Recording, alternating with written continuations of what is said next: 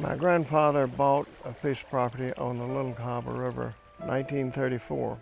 This was before we had air conditioning.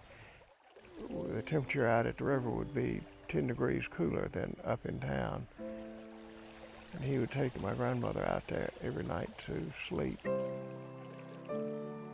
There was no other way to be cool in Birmingham.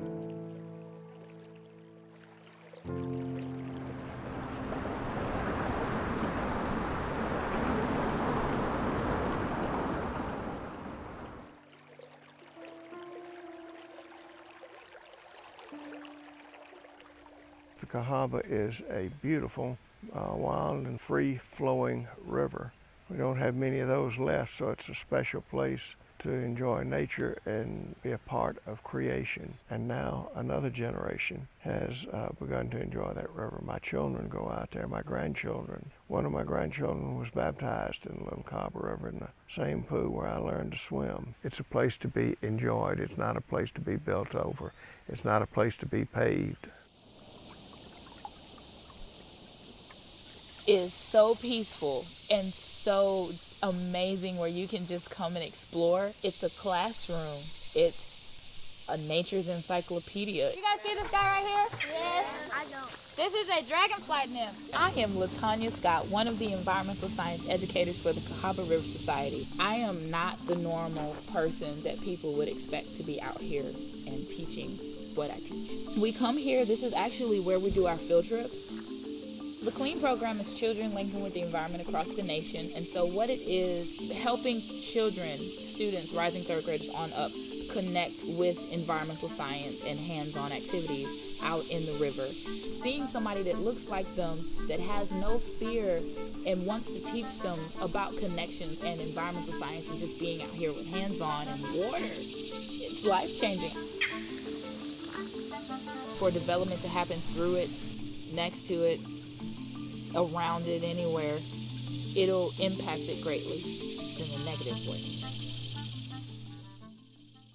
This proposal for Cahaba Beach Road has been around for, I think, probably at least 15 years. Cahaba Beach Road's a proposed cut-through for Highway 280 traffic that goes through a really pristine, beautiful haven of remaining nature and of our drinking water source. As they try to funnel traffic off 280 to alleviate the problem that was created by development, they risk creating the same problem somewhere else. You know, residents that live along the corridor where this road might be developed could someday be looking at 8,000 to 10,000 cars a day coming through their neighborhoods, you know, where their children play, that don't exist now. Where I grew up, which interestingly enough is in my district, out on the Cahaba, me and my brother used to go out there and, you know, play and fish all day long. My district's very unique. It has a little bit of everything. It's not geographically centered in one area. It's very vast, very diverse. It runs all the way down the Highway 280 corridor. I think my role is to do whatever I can to promote economic development, both in my district but also in the city of Birmingham and the metro area as a whole. It is also my job to protect our resources and assets we have. A lot of the city of Birmingham's water resources are in District 2. The Little Cahaba is definitely in District 2, so is Lake Purdy, which feeds into the Little Cahaba, which eventually makes it to our filter plants. It's not just my constituents, it's really the entire metro area. We all drink our water, we all use it to live, to work, to play. When I ask, where does your water come from? They all say, the faucet. Say, well, the faucet had to get the water from somewhere. And so for me to break it down from the river, river plant that filters it and distributes it to your house, and then you turn the faucet on, it opens up a different viewpoint of where they get their water from. So it's important that people do understand where it comes from and how to protect it. The question is, do you know where your water comes from? No, I don't know. So I was actually thinking about that the other day. I was in my research lab dumping stuff down the sink and was wondering, like, where's this going? How is this getting filtered out? Because I know it's coming back through my shower. So I really don't know. As a business owner, creating a product that water is a major component of, and the Cahaba River is a namesake of this business, Water is a vital aspect to every part of my life. So if the water changes or anything like that, that changes, again, every aspect of my life, from just the ability to go visit with my family to be able to produce a clean, consistent product. I don't... A pond. Not a pond, like a...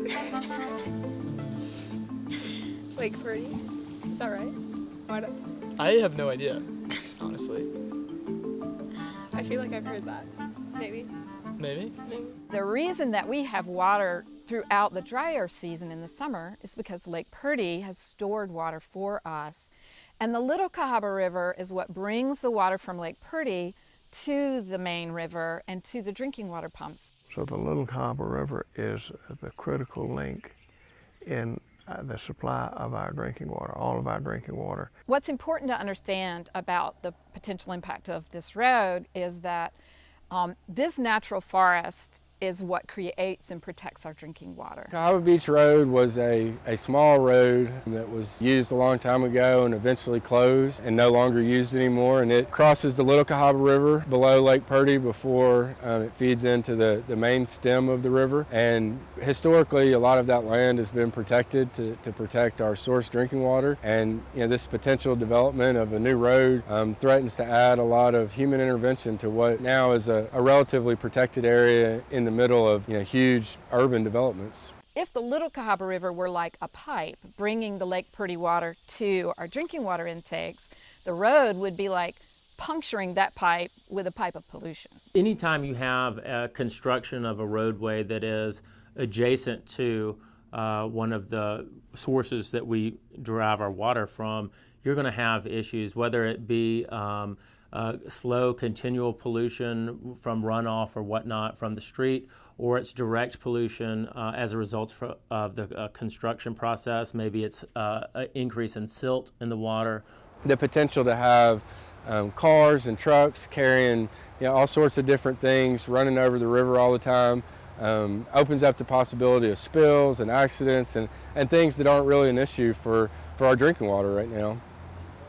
A lot of this beautiful forest around us and around the Little Cahaba River that keeps our water clean is owned by the Birmingham Water Works Board, but it's actually owned by the people because it's the ratepayers' money that purchased this land to forever protect our drinking water. And this is one of those places where we need to protect nature because nature protects us.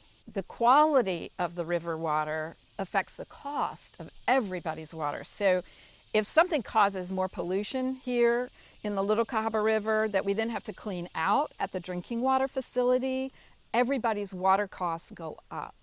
You also have to look at, well, what are the additional costs going to be to the city of Birmingham, to the Birmingham Water Works Board, and then eventually the consumer. Before you build a major roadway on any body of water, I think that it's especially if it's one that drinking water is derived from, that you need to take a very long look at that. It needs to be something that there's consensus with the community that this is actually a necessary project. It's always been clear from citizen reaction that people really do not want this area to be destroyed by a road. Well, the best alternative right now is simply not to rebuild and reopen Cahaba Beach Road. There is no need.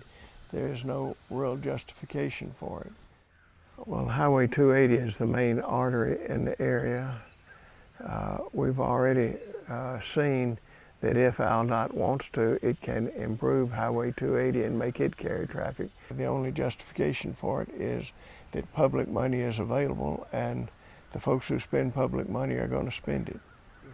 If people are concerned about this and they want to protect their drinking water, they need to let AlDOT know, attend the public meetings, and send comments to AlDOT to say that they don't want this project to hurt their drinking water. My hopes for this place that's surrounded by development, this paradise, is that it will just be left alone and people would appreciate it and take care of it and get in their mindsets that this is what we drink.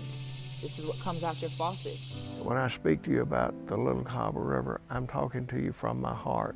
My hope for this watershed is that it will be preserved as it is, or at least as naturally as possible. I will confess that that there's a selfish part of that. I want to enjoy it. I want to see my children continue to enjoy it. I want to see my grandchildren continue to enjoy it. But I'm not just selfish. I want you to be able to enjoy this land, and I'm hoping that my entire community will know what a special place this is, and that we will all be made happy by knowing that we have preserved something that is this special, because it really is.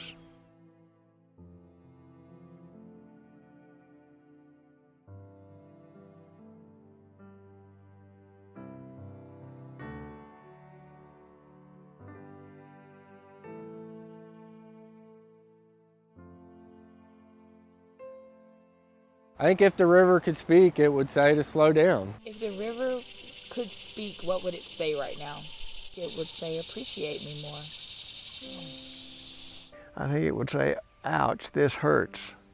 I know that's what that river would say when I pick up an aluminum can on the side of the river that comes from overdevelopment. I don't have any doubt about that one.